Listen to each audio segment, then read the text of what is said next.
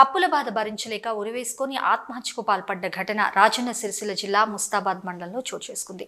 ముస్తాబాద్కు చెందిన వేముల మల్లేష్ అనే వ్యక్తి 3 సార్లు గల్ఫ్ దేశానికి వెళ్లాడు. రక్తహస్తాలతో వెనుదిరిగి రావడంతో అప్పుల పాలయ్యాడు. భూమిని కౌలుకు తీసుకుని వ్యవసాయం చేసినప్పటికీ అప్పులు తీర్చే మార్గం కనిపించలేదు. దీంతో మనస్తాపం చెందిన మల్లేష్ తపన పడేవాడు. అయితే పండగ వేళ భార్య రజిత తన సోదరులకు రాఖీ కట్టేందుకు వెళ్లడంతో పిల్లలు స్కూల్కు వెళ్లడంతో ఇంట్లో ఎవరూ లేని సమయం చూసి అఘాయిత్యానికి కొడికట్టాడు. విషయం తెలుసుకున్న పోలీసులు సంఘటనా స్థలికి చేరుకుని ప్రస్తుతం కేసు నమోదు చేసుకుని దర్యాప్తు చేపట్టారు.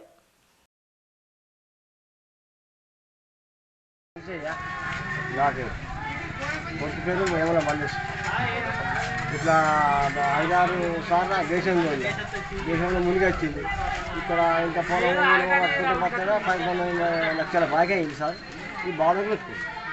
ముస్తాబాద్ వేముల మళ్ళీ దేశాలు వేరే తిరిగి వచ్చి అప్పుల బాధకు ఇంటికి వచ్చి పొలం కౌలు కట్టుకుని ముస్తాబాద్లో కౌలు కట్టుకొని ఆ కౌలు కట్టుకున్న నిలబడి ఆత్మహత్య చేసుకుని వదిలేసింది అనిపోయింది.